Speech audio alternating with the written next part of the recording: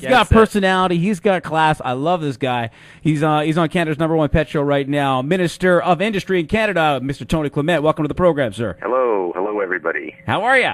I'm cheerful and well. How are you? Oh, we are good. We are good now that you're joining us. Dr. Well, this is very exciting. I've never been on a pet show before. Well, welcome. Now the #1 in Canada, so it's great. Yeah, I started at the top. Nice. You did. Well, I mean, last couple weeks ago, you're following Bob Barker, but yeah. Oh. Don't worry. Don't worry. We got your back. Did he make a deal or what?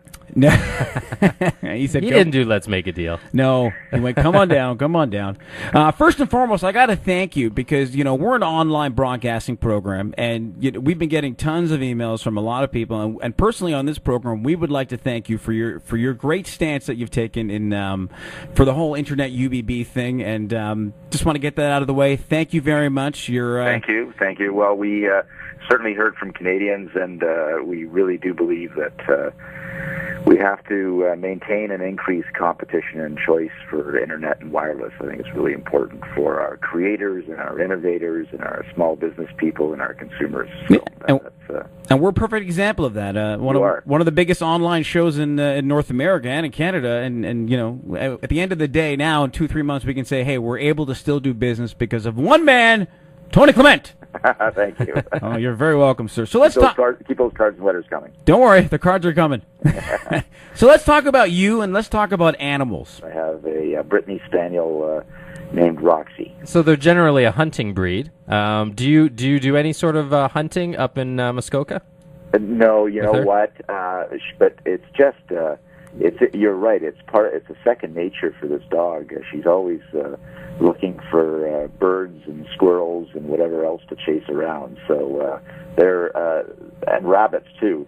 She'll go after rabbits. So it's definitely part of their nature and something that is very obvious. But I mean, we chose her at the time. This is about 10 years ago now, because our kids were still fairly small. We wanted a friendly dog, and we'd heard that they're very good-natured.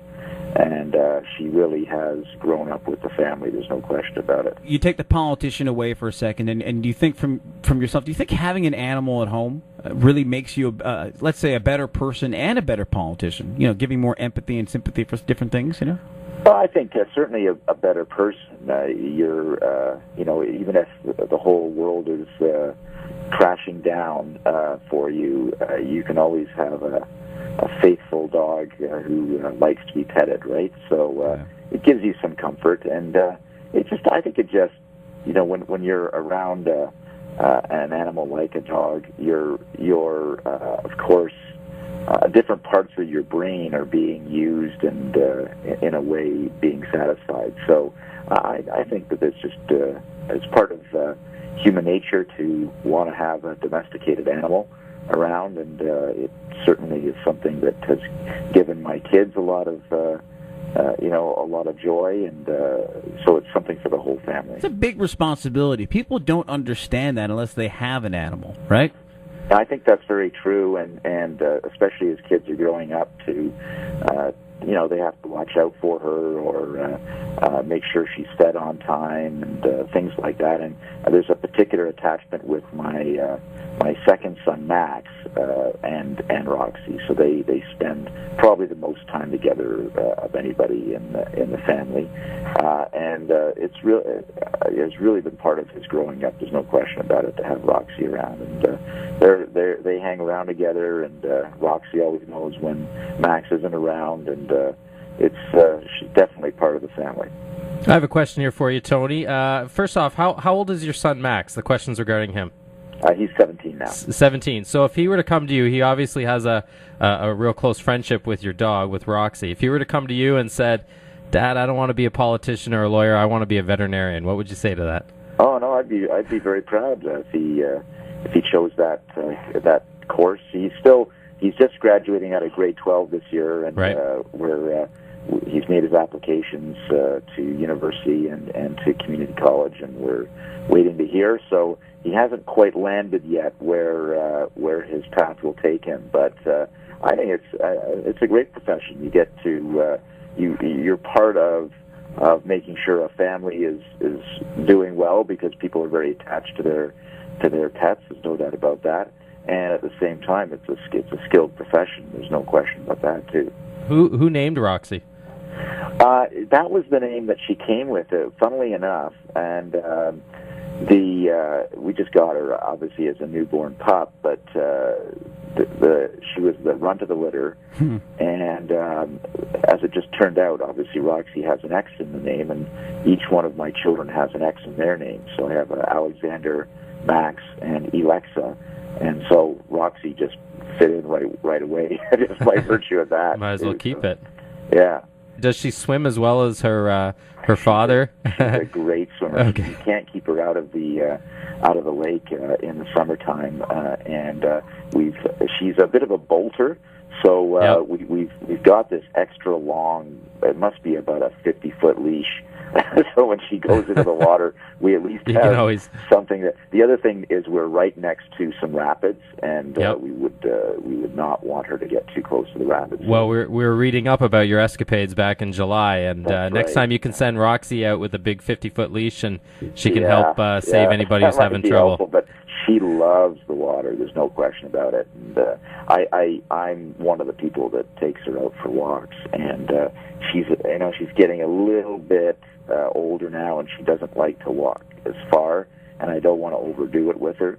So the swimming is a real joy for her, and it's something that we make sure she does safely. So tell me a couple of really funny stories about Roxy, because, I mean, everybody we've spoken to, they all have really great stories about something that their dog has done that they'll never forget. For instance, my dog jumped in one time and he ate a jar of Vaseline. Don't ask me why I had a jar of Vaseline, but he ate the whole thing. It's a Labrador. This is what they do. Yeah. So everybody has a story about their dog where they just, can you believe that Roxy did this? What is your Roxy moment? Well, as you said at the outset of the show, she's a real hunting dog, and there's been a couple of episodes where she does a lot of chasing, but not a lot of catching. But a few times she's actually caught. So one time she was really outside of our old house. There was a flap for the hot air coming from the washer dryer, and she was like fascinated by this flap. We couldn't figure it out, and finally we figured it out that there's a bird's nest.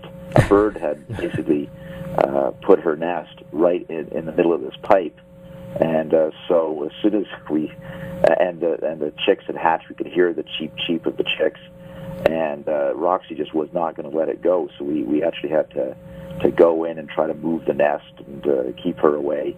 Another time, she's chased rabbits quite frequently, and eventually she has been successful. So we've had to deal with her.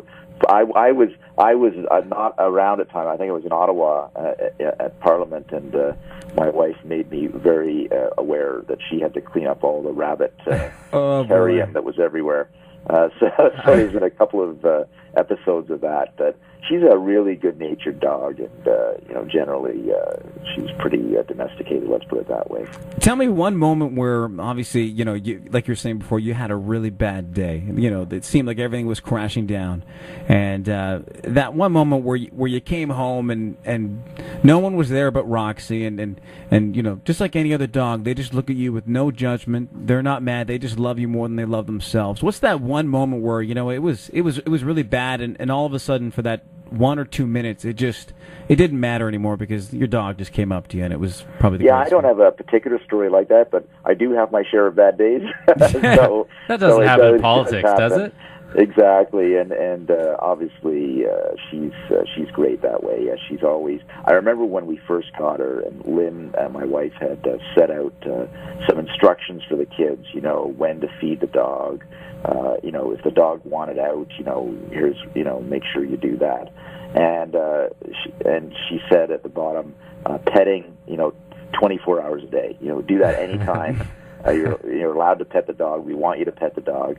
And so she's been given a lot of love over the years, obviously. And you're right. It's nothing better sometimes.